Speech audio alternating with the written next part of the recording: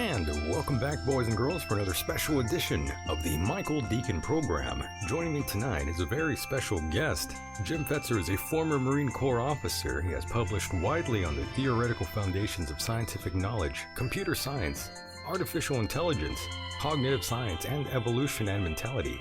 He has conducted extensive research into the assassination of JFK, the events of 9/11, and so much more. We can go on and on. However, Jim is patiently waiting, and joining me now is Mr. Jim Fetzer. How are you, Jim? Well, I've just suffered a severe blow, my friend, because there's been a taking of my blog, and if you go there, you'll now find that it's directing to the circuit court here in Dane County, and motions I have that ought to have precluded this, but with the judge in his wisdom decided to extend the maximum time to give the opportunity to the forces of evil to take control of my blog, even though I had a motion to stay that explained why it was improper, unjust, and in my opinion, not even legal. But they've done it nonetheless. Now that blog has maybe, 1,800 individual blogs, and there's a massive evidence about Sandy Hook. And Right. Michael, it occurred to me, the reason they were moving so aggressively when it was otherwise completely improper and inappropriate is because the Alex Jones trial is taking place now. And because there's so much interest in Sandy Hook, many might want to go to the blog that has the most resources about what happened at Sandy Hook, and they had to preclude it. So that's why this has taken place, of that I have no doubt. Oh, yeah. It's definitely the wrong time to be doing anything right now, especially with Alex in court. All the mainstream is on him right now. That's the main focus. And of course, it doesn't help that you also have the Stoneman Douglas High School shooting thing going on right now with Cruz, Well, Nicholas yeah, Cruz. it's kind of an overload because I did a whole lot of research in Florida because it was a holiday, Valentine's Day. They actually let the kids go early at 1 o'clock. They had 3,500 students there.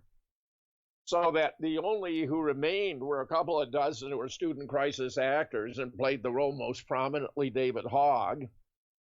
But the shooting was totally fabricated. They did have a guy in a full SWAT outfit with a helmet. You couldn't see his face, firing a weapon that was in fact what's known as a sim gun, so that a teacher who observed it couldn't recognize what it was. It fires simunition, which is fake bullets made out of beeswax and laundry detergent that won't even, they'll make a welt in the skin, but they won't penetrate.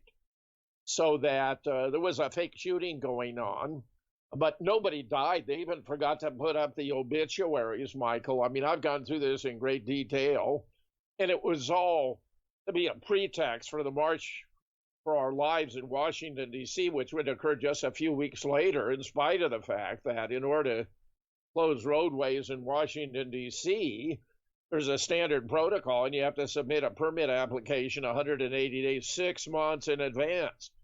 So they're actually going through the process to set up for the March of Our Lives back in October. We've got confirmation from the Washington Metropolitan Police Office who processed about the permit having been obtained months ago and how all the work they're doing on it in the process. And I've made multiple reports about it. The whole thing was fraudulent. Nobody died there. I believe Debbie Wasserman Schultz was panic-stricken because there'd been the expose of her using her tech people to spy on other members of Congress under the authority of her office. And she was worried that because of the Imanawan scandal, that they would lose as many as 11 Democrat seats in Florida alone. So they needed to change the topic. And of course, one of the favorites when it comes to the Democrat Party is gun control, Oh, yeah. stage shootings, and the like. So they gave us one more. Another one. And have you seen the footage of Nicholas Cruz at all in the courtroom? Yes, I have, actually. What Nick do Cruz, you make of that guy? well, he's compliant. I mean, he's assumed a role. I don't think that was originally the case. I believe there's been some kind of maybe psychotronic, whatever, But it seems to me, he was actually walking off campus with another student while shots were still being fired. She was just a lovely girl, gave a wonderful interview. If you go to my How to Spot a False Flag Part 1, How to Spot a False Flag Part 2, which are not going to be on the blog inaccessible because of my blog. They might be mirrored somewhere else. Yeah, you could probably find it somewhere. You can watch segments, about Parkland as well as a host of other false flags, and you're not going to have any doubt about what's going on here. The Democrats are hoping that between these various fake shootings, and there have been a spate of them of late. We had Buffalo, which was quite a joke. Right. We've had Uvalde, which was ridiculous. We've had Highland Park right here in Wisconsin. Mm-hmm. These were all manufactured events. Michael, I've done repeated reporting on all three of them, and the Uvalde was based on Sandy Hook. Here you had the shooter shooting his grandmother instead of his mother, and shooting 19 second, third, and fourth graders instead of 21st graders. It's all quite a farce. The Buffalo was actually based on New Zealand. You got the perp driving around in a car. He's got a weapon that's all painted up, just as in New Zealand. It's firing blanks. There's no ejection of cartridges even there, just as there was no ejection of cartridges in New Zealand. Actually, therefore, it's a design of a weapon that makes a sound of firing, but it's not actually firing. You have him, targeting, and you hear the sound pointing toward victims, but they don't have the impact of any bullets. They fall in the wrong direction. They're already on the ground before they're even fired upon inside. He points from just a foot or two away at a head of a party on the ground, and you get a blast of air. There's no shattering of the cranium. There you had the absurd statement of a witness, a big black guy who claimed that he'd had a conversation with this guy who was supposed to be a white supremacist the day before.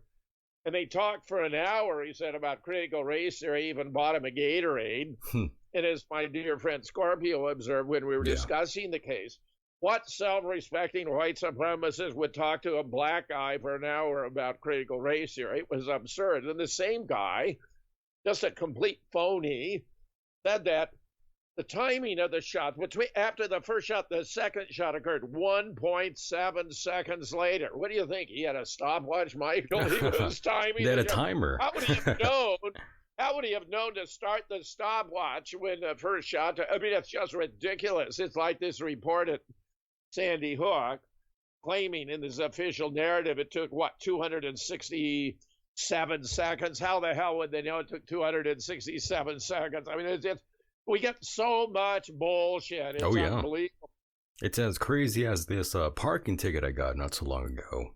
They listed a time that I was there, and they're saying I was there for over 42 hours or 70-something hours, and it's like, how do they know? Do they have a timer there?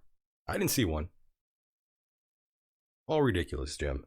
And of course, Jim, going back to the Uvalde situation really quickly here, do you think that was a legit shooting at all? No, it's totally fake. Totally fake. Let me give you a couple illustrations. You had, they like to pick up who they think is a telegenic child and make her the centerpiece. And here they have one, last name, something like Garcia, and they made her out to be the poster child. Well, we had two different crisis actors with the same last name, both of whom claimed they were her father. I mean, not stepfather, where you'd have a different name, father. They even used the same photograph of her with her honor roll. I mean, it was just total bullshit, just ridiculous. And yet, Salvador, they try to palm this off. They had Matthew McConaughey, who supposedly is from Uvalde, come down there. Oh my! And would you believe? Listen to this. They had one set of parents who claimed their child was so disfigured, it was a girl, that they could only identify her by her green Converse sneakers. And they show a pair of green Converse sneakers that have just come out of the box. I mean, the laces are just the way they're out of the box. They've never been on anyone's foot. And when Matthew McConaughey comes down, his wife accompanies him, and guess what? She's wearing green Converse sneakers. I mean, Michael, this That's is just ridiculous. insulting beyond belief. It really is. And by the way, the name of the perpetrator is Salvador Ramos, actually. Yeah. That's what they're claiming. Well, I mean, look, here's another absurdity. Well, the officer is supposed to have run the drill they had at the high school there shortly before. Is supposed to have lost his wife. She was a teacher who was supposed to have been killed. Well, they used the same crisis actor they had at Sandy Hook. It was a reprise by Vicky Soto, who's supposed to have died at Sandy Hook. They brought her down to Uvalde and her reprise her role. We've even got footage, Michael, of in the background you see, and I'm 100% convinced it is, Wayne Carver. He's supposed to be deceased. Well, he just made a mysterious resurrection at Uvalde. We have in the background. It was a miracle. Same height, weight, build, shirt, and glasses. Same demeanor, same profile, same beard. It's the same guy. And Jim, what do you make of the surveillance footage of the cops sort of just standing around? All part of the drill, you would say. Well, it's interesting how they have really sought to distract from the pathetic quality of the drill with this whole police thing. And, I'm intrigued. They're making out the cops were cowardly. Obviously, they were cowardly, but they also didn't appear to be seriously concerned about anything. I mean, there's no tension. There's no emergency. There's no sense of urgency. Would you believe in Uvalde they even brought out hearses? Really? I've done this, how to spot a false flag checklist, Michael. Mm-hmm. And the very first points I make, giving a dozen evidential indicators that you're dealing with a false flag. No surge of EMTs, no string of ambulances, no medevac helicopter called at Sandy Hook, at Parkland, Las Vegas, these other shootings, Buffalo, Uvalde, Highland Park. You don't have any surge of EMTs and you have no string of ambulances for the reason that real medical authorities aren't going to allow themselves to be distracted to participate in a drill. They might be required for a real bona fide emergency, so they're not going to let someone die from a heart attack because they were participating in a drill. So at Uvalde, self-conscious, they brought in hearses. Well, hearses aren't equipped with any medical equipment. Hearses don't transport persons who are injured or wounded to hospitals. Hearses transport caskets to graveyards. So it's just ridiculous that you had a string of hearses in Uvalde. One more indication this whole thing was happy horseshit. Absolutely. And I figured you would say that, Jim. I kind of had a feeling when you were first hearing about this initially, you immediately knew there were some red flags going on. Oh. It's timely. It's timely. Just no doubt about it. I mean, it's embarrassingly bad, Michael, that they're doing so much of this nonsense. Just embarrassingly bad. But there it is. And Jim, let me throw just a random one for you. We're seeing lots of reports of monkeypox all of a sudden here. And they're saying it's a gay disease. And, well, mostly gay people are getting it, Jim. What exactly are your thoughts? Do you think this is another manufactured sort of virus yet again? Well, pretty much for the most part. I mean, they're playing all these things for all they're worth, you know. I mean, it's there may be a real monkeypox. I have heard the same report that it is a gay thing, which means most of the population isn't going to be vulnerable. So what to do about that? Well, they're trying to remind us there are these variations because I believe they're going to try to finesse the midterm elections by imposing a lockdown based upon Marburg. Now, Marburg has horrific symptoms such as bleeding from every orifice. Now, apparently everyone who has been injected with a vax has these little tiny capsule-like, miniature in their bloodstream already that can be activated by blasts of electromagnetic impulse, 3 blasts at a certain frequency, and they'll start bleeding from every orifice. So they've got it set up, I think, to fake a disease that would be very alarming. They'll impose a lockdown, and they'll require all voting be done by mail, where the Democrats can steal the election once more. Which is crazy that they do want to have a monkeypox lockdown, which is pretty crazy if you think about it. You see all these reports about this going on right now. Very, very strange. A monkeypox lockdown. Yeah, that's what I read. I thought, what? Good Lord. Yeah. Well, it all sounds crazy to me. Well, it all is ridiculous, Michael. I mean, there's no need. But they want to keep in their arsenal the idea of having these lockdowns being ongoing so that they can, when it's reimposed again and again. We've already had the fake Biden talk about there's going to be another pandemic. So he's telling us this is going to happen. Yeah, he's planting seeds, all right. And now the WHO. Say that once more. I said he's planting the seeds, and of course, the WHO recommended gay and bisexual men limit sexual partners to reduce the spread of monkeypox. So I think, Jim, me and you are safe. I don't think we're gonna, be having any gay sex anytime soon. Thank God. Well, Michael, I mean, it's just ridiculous, all the shit that's going on. I agree with you. Very, very, very, very bad. It is very bad. But I mean, this sort of solidifies my whole train of thought of the fact that Project Mockingbird is still alive. They still control the media quite well. Yes. Well, I certainly agree with that. That's never gone away. And oh my goodness, Jim. I just want to say I'm sorry that you're going through all this turmoil with the court case. I know they're trying to drain you financially. They're trying to suffocate you there, Jim. I think it's wrong what they're doing. That's an aspect of it, Michael, without any doubt. That is an aspect of it. I agree that. Yeah, and they're trying to, and they already removed your blog, basically. Yeah, they have. I mean, it's gone. Now I'm in the process of reconstituting a new blog at jameshfetzer.org. Nice. At jameshfetzer.org. So, hopefully I'll be back in action. Yeah. I'm sure that it really took a hit on you there, on your momentum.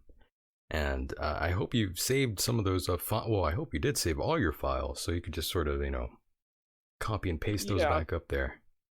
Yeah, I think it's gonna work out in the end, but it is a colossal pain in the ass to go through. I couldn't agree more. Just yikes. And grossly unfair. I mean, I think it is. But then that's the whole idea. They're not gonna play fair. I mean,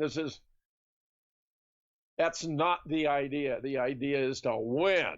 Right. And in this case, winning would entail taking everyone's gun. I mean, that's what they really want objectively. I don't think they've got a prayer of actually doing that because, once they began pushing the idea of defunding the police, Michael, everyone recognized that you're not going to have. You can't count on the police to come to your aid. So if you can't support yourself, if you can't defend yourself, you're going to be at the mercy of the mob, as it were. And that's how it's going to play out. That's how it's going to play out. And Jim, I don't want to ask you too many personal questions here, but how is the wife holding up? Is she angry at you still? Oh no, we have our most strong arguments about politics about Donald Trump. She's accepted, my engagement in all of these issues about the false flags and all that. She, the whole family, was really with me all through JFK and well into 9/11. But Sandy Hook was, I think, too much. It's a different story. To handle. I mean, I'm kind of surprised in various ways, but. Well, they all watch TV and they see the parents, they see them emotionally, distraught. And I think that probably paints the bigger picture for them. Anyone who's a parent, they see that and they freak out and then they think about their own children, and it's all a psychological thing. Yes. I think that's right. And it's tough. Yes, sir. If you're not willing to look at the evidence, and my wife has not been enthusiastic about looking at the evidence. So most people, most people don't want to do any heavy lifting. They don't want to go through anything. That's just how most people are these days. They don't want to do any of the heavy lifting, Jim. Yes, the heavy lifting, right? Yeah, and our country sort of, the mainstream media, that's what they want, Jim. They sort of, give you a little bit of a story, and then after it's done, it's on to the next one. So you forget. Yes. That's how it works, and you know that, Jim. Yes. And I got to ask you this, the past several years we watched violent crime skyrocket. There's been nonstop, quote-unquote, mass shootings, and I don't mean just in Chicago. All around the world and the United States, people have been being wiped out. It's really the wild, wild west out here, everywhere and anywhere. And politicians are still sort of clamoring for gun control. And I highly oppose gun control. I love guns. I'm curious to know your take on this, but I think I kind of already know. But do you think gun violence is a sort of, quote-unquote, a public health emergency? No. And in fact, it's all grossly miscast because, American history is pervaded with guns. The objective of the Second Amendment, although there are some who claim the Founding Fathers didn't have military-style weapons in mind, that's exactly the opposite. They had military weapons in mind, not just military style, but military weapons. We just fought a war against the British, and it was because we had citizen soldiers who were capable of taking up arms that we prevailed. So they wanted there to be a vast reserve of citizen armed soldiers potentially to come to the aid of the nation with actual military weapons. So this is all grossly misunderstood. Not only that, but most crimes in America are committed with handguns. Actually, more people are murdered by hand, by being strangled or beaten to death, than are shot. But the vast majority of those are shot with handguns. Most of these shootings are going on in gang wars in Democrat states where they have stringent gun controls because the criminals aren't going to give up their guns. They're only taking them away from law-abiding citizens who aren't going to use them improperly anyway because they abide with the law. And in addition, then, Americans use guns to defend themselves millions of times every year, Michael. This is the single most important underreported fact about guns that you need to know. And to save an estimated 200,000 American lives every single year. So we had Claire McCaskill, who's another of the Democrat zealots, go on MSNBC and talk about how 70,000 lives were being lost to gun violence every year. Now, she didn't sort it out about how many of these were gangs, and it's mostly blacks killing other blacks, by the way. That's the overwhelming majority. 90% or higher of the gun deaths in the United States are blacks killing other blacks. Nor did she sort out suicides, and in our increasingly stressful society, there's been a growth in the number of suicides that have taken place. And then you have police in the performance of their duty and citizens in self-defense. Well, she talked about that 70,000 figure, and she really was doing it in the classic propagandistic way of special pleading, meaning you suppress all the evidence that contradicts your predetermined conclusion, which is that guns got to go. Because if you add in the 200,000 lives that are being saved, I mean, that's 3 times as many lives are being saved every year by Americans having guns as are being lost, even under Claire McCaskill's very biased rendering of the numbers. So if you take guns away from Americans, then the number will not only will that 200,000 lives be lost, but many more, because just as you have surging shoplifting going on in California because they're no longer enforcing the law. Oh yeah. When they take guns away from law-abiding citizens, we're all just going to become prime targets, and we'll be helpless to defend ourselves. So it's pretty pathetic, Michael, when you come down to it, that the Democrats are so hell-bent on taking guns, but they've also been hell-bent on defunding the police. And this means they're really undermining the right of the American people to defend themselves from crime and mayhem and murder. That's right. And for which I damn them. I mean, the Democrats have gone stark raving mad. They're kind of out of their minds right now, to be honest. And, I'm not someone who chooses political sides because, I can't really agree with either side. I can't really agree fully with either side, I should say. I have my own sort of set of beliefs, and my sort of beliefs don't always align with the left or the right. I would be considered a radical of sorts. And by the way, just to backtrack just for a second here, when you were talking about, the crime and all this sort of thing and people shoplifting, I actually witnessed someone go into a Rite Aid and, steal a 30-pack and run out. And the security guard, you would think, would try to stop this guy. He didn't do jack shit, Jim. He just stood there. And this heavier set woman that was working at the cash register, she actually ran and tried to chase him down. But, he was a bit faster, as you can imagine. Yes. But yeah, this sort of thing is going on, by the way, if people don't really believe that sort of deal. Yeah, people are shoplifting and not really giving a damn. And not being stopped. Yes. It's a crazy time. Oh, it is, Michael. It's completely ridiculous. I just find it shocking that you should have a party in power that is so reckless and irresponsible about the most basic issues of safety and well-being of the American people. It's like having a woke military. There are major problems now that the military is losing. They can't make the recruitment standards.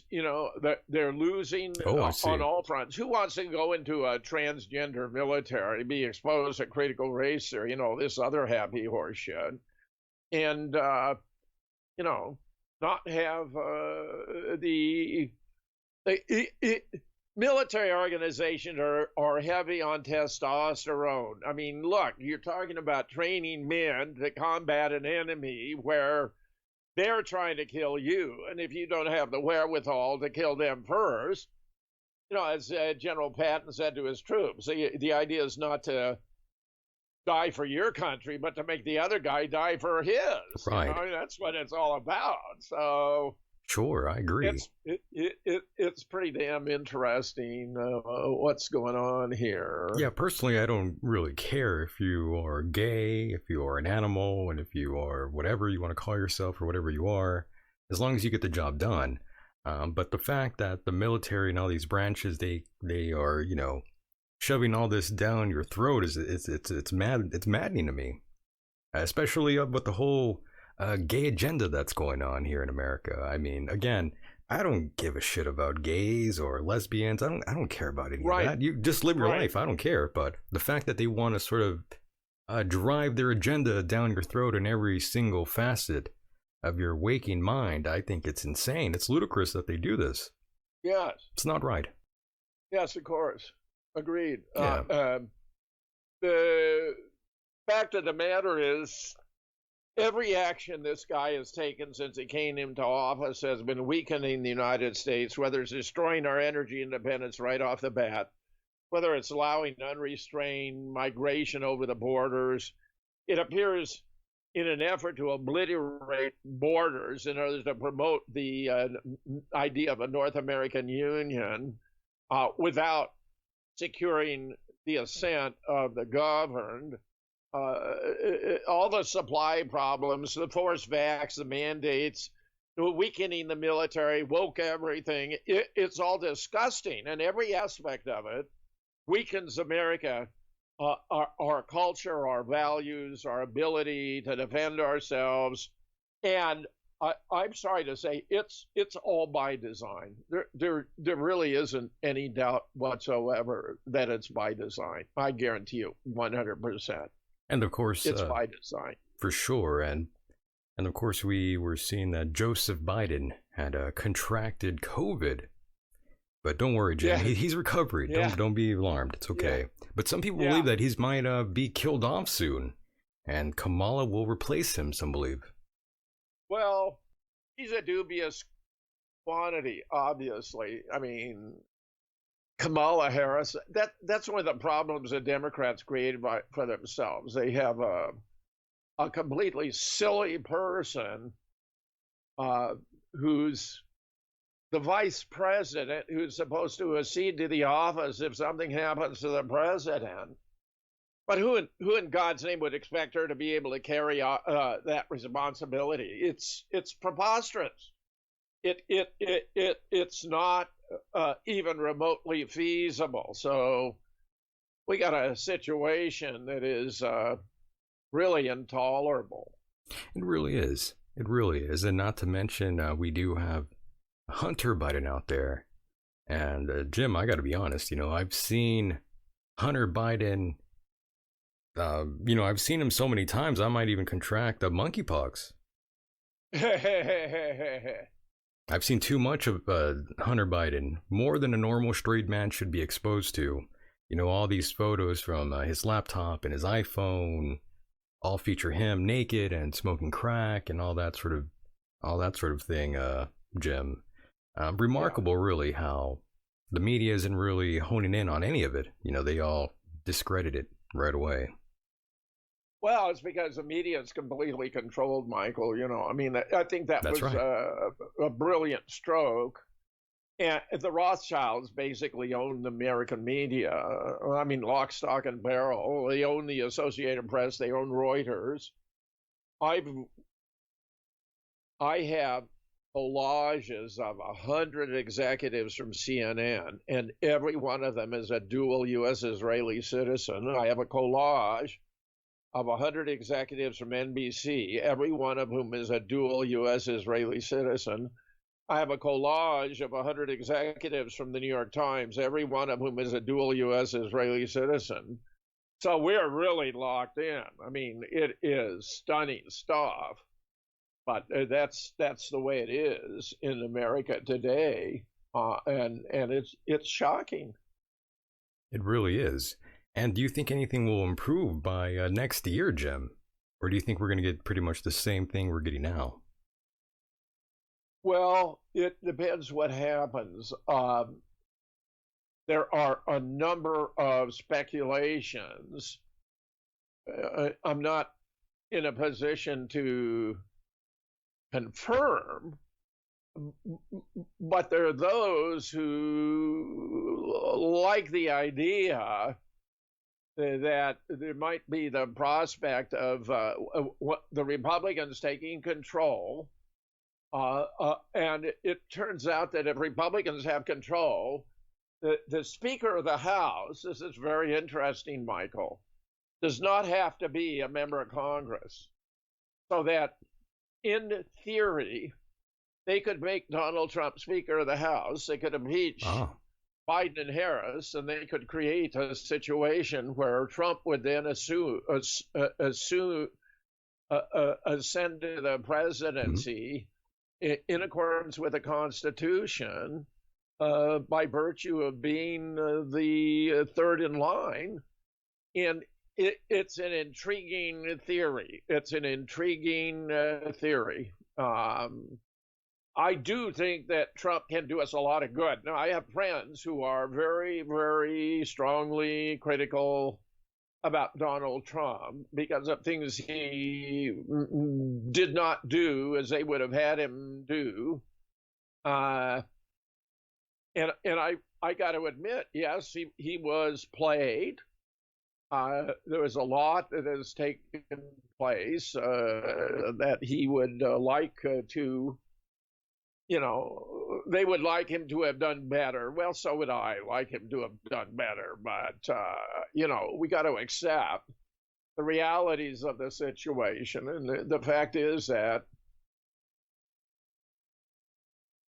he did as well as he did. He gave us a surging economy. He gave us one in which the lowest wage earners were finding their wages rise at the highest rate. I mean, that's pretty remarkable. He did a hell of a lot of good. He made us energy independent. He built a wall. He clamped down on all of the immigration. He did a fabulous job of that. So, I recognize the greatest problem he was going to have is because he didn't have a party.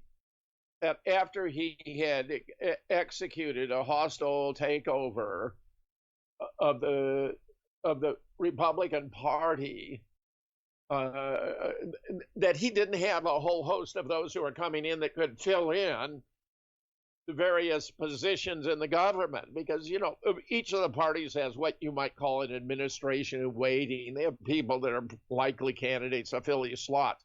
Trump did not have that, and it was as a consequence, in my view, that he was played by being surrounded by individuals who were picked by others, and I believe that it was Jared Kushner, who had a major role in staffing the Trump administration. And Jared Kushner, I'm personally convinced, is Mossad. I don't know how he was able to marry Ivanka, who's just a beautiful woman. I suspect they may have used pheromones. I mean, Kushner doesn't seem to me to be really much of a guy, but on the other hand, I think once he's in the family, he can do a hell of a lot of good, damage behind the scene. Good for Israel, not good for America. I think Trump, one of his great blunders was, of course, taking out General Soleimani, who was a great hero of the Middle East. He was brought on a phony peace mission to Iraq, and then he was taken out at the Iraqi airport. It was a traitorous act. It was a betrayal of international law, Geneva Conventions. I mean, Soleimani was a military genius. He was very important and responsible in defeating Israel when they last undertook a war against Hezbollah. He was a statesman, a political seer, really the most admired man in Iraq. And frankly, I'm a huge fan of Iraq. Iraq has an unparalleled record in international relations, in having not launched a war of aggression against any other state since 1775. Now, they defended themselves when Iraq was encouraged to attack Iran, and the United States gave the green light to Saddam Hussein. Ooh. And both sides lost about a million Iraqis, a million Iranians. But they have not launched a war of aggression themselves since 1775. Well, that's prior to the first, the ratification of the Constitution began in 1778. George Washington was elected our first president in 1779. Right. So for longer than the United States has existed as a constitutional republic, I think that Iran has not attacked any other state. I mean, that is so stunning, Michael. It is. That is just, yeah. That's the biggest mistake we've made, by the way, getting rid of Saddam.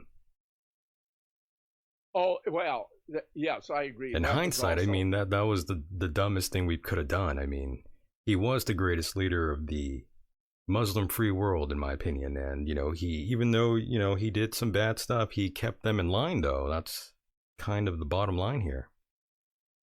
I don't understand why. Well, you see, it was just an opportunity. Remember, Donald Rumsfeld ruled out attacking Afghanistan, which was falsely blamed for 9/11. I mean, Osama bin Laden was our man in Afghanistan. He was instrumental in getting Stinger missiles into the hands of the Mujahideen, which they used to shoot down Soviet helicopters and planes. So he had nothing to do with 9/11. He was actually an officer in the CIA, Colonel Tim Osman, and officially the agency actually visited him in a hospital in Dubai shortly before his death from his medical maladies in Afghanistan on 15 December 2001, where there were local obituaries. Fox News and CNN actually caught up with the story on the 26th of December and published articles about Osama's death. Right. But Barack Obama found it expedient to resurrect him and have him die again.